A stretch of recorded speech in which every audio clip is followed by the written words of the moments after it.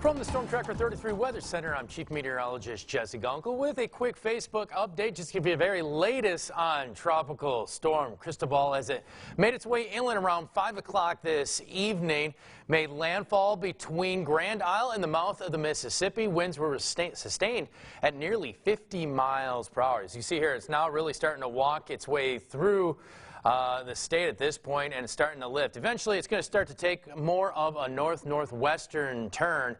Still keeping it east of the Baton Rouge area, the overall track, but you got to remember that most of the impacts are well east of this system. Obviously, seeing a lot of heavy rainfall lifting into portions of Mississippi and Alabama as we speak. Even the panhandle of Florida is still getting pretty pounded by this system. We're starting to see even more convection starting to develop just south of Ocean Springs and just around Biloxi and the Gulfport area. You can see that next little wave kind of coming on shore as we are currently talking right about here. See where it's getting very heavy in that band.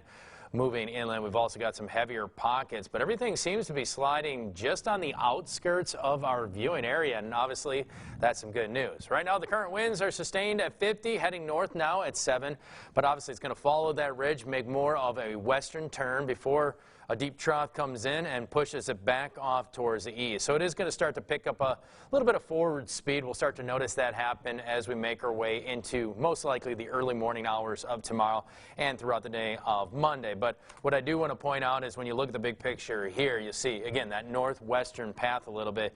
You can see how it kind of takes more of that turn a little bit closer to our viewing area. We're talking right through the Hammond area, and then driving into Mississippi, right around Monroe, and then from that point forward, well, it gets quickly sucked up and up towards Wisconsin, where it's going to dump a bunch of rainfall. So, again, obviously winds now sustained at 50, gusting up to about 65 still, and that's from the latest advisory, which was a little bit earlier today around 4 o'clock. We did have that intermediate around 5, just to kind of let us know that we did have landfall out there. So, here's the current rain picture at this point, because obviously that's what this system is. We did have a little bit of coastal flooding. Obviously, the biggest concern with that was that it kind of timed itself up with high tide. So we did see a lot of areas. Highway 90 from Bay St. Louis was closed all the way to Ocean Springs. We did have some heavy rainfall across the mouth of the Mississippi around Venice and Grand Isle. A lot of areas saw a bunch of water out there.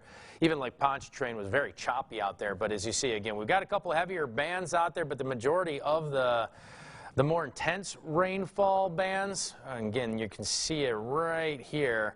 I'll put my little arrow and you'll see it. You can see a couple of heavy pockets kind of indicated by that bright orange and yellow. There's a couple in the mix, another one moving through portions of Livingston, St. Helena, Tangipahoa, and eventually sliding back into East Baton Rouge as we speak. But you can see how it's kind of spinning here, and that center is now even starting to kind of walk itself.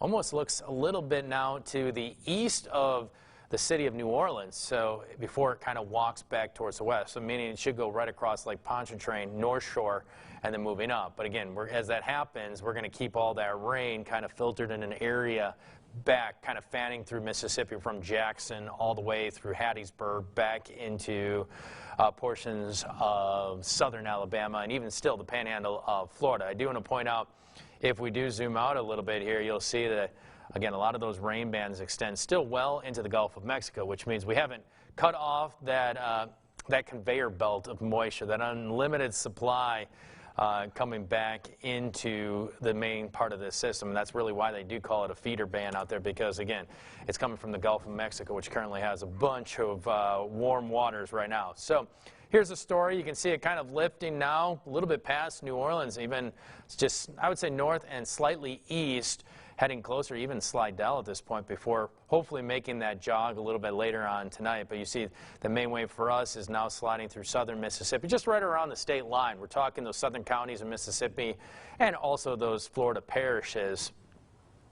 And again, a little bit of light rain kind of moving on at this point with that heavier pocket moving into, say, Denham Springs and north of there. Now, the good news is the water, well, whatever we see tonight, and hopefully, and because the system is still moving at a decent pace, I'm not too concerned about our local rivers, the Comead and the Amite, and even the Tickfall. It should be fine. I do believe the areas a little bit further east, down the road, we're talking southern Mississippi, Alabama and the rivers on the North Shore could see those river levels swell just a little bit going into the evening hours. But you got to thank all that dry air in place.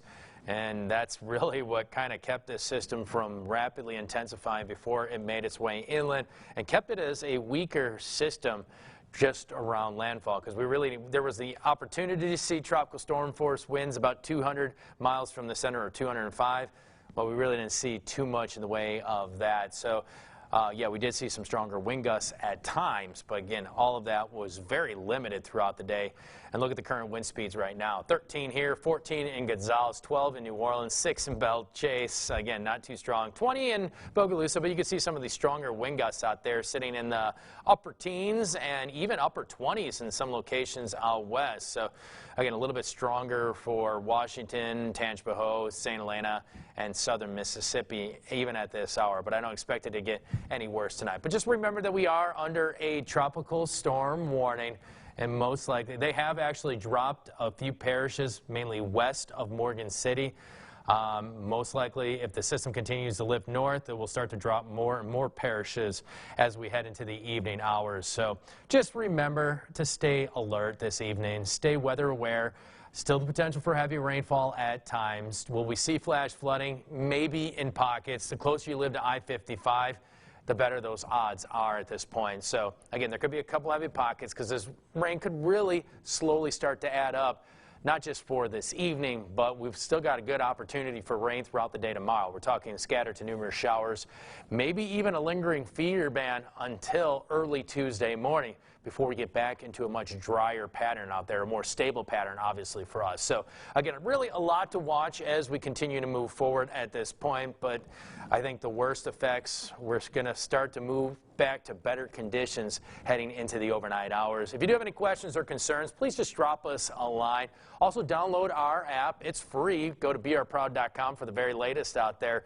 Latest information, alerts, news, stories, whatever you got. If you got some flooding footage, just let us know. Send it to our news at brproud.com. So thank you for joining us this evening, and we will continue to keep you safe and guided through the night.